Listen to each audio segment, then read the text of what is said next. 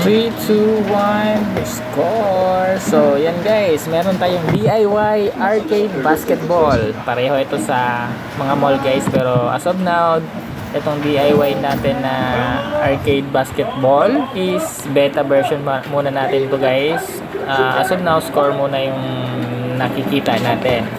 Later, lalagyan natin ito ng timer and then stages. So, sa ngayon, inoobserbahan muna natin yung ino-configure pa natin yung accuracy. Like nyan guys, pag umaalog lang kung nagka-credit pa yung score.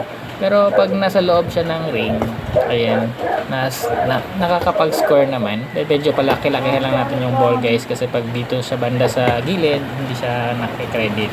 Anyway, so ito po yung basketball arcade natin na DIY.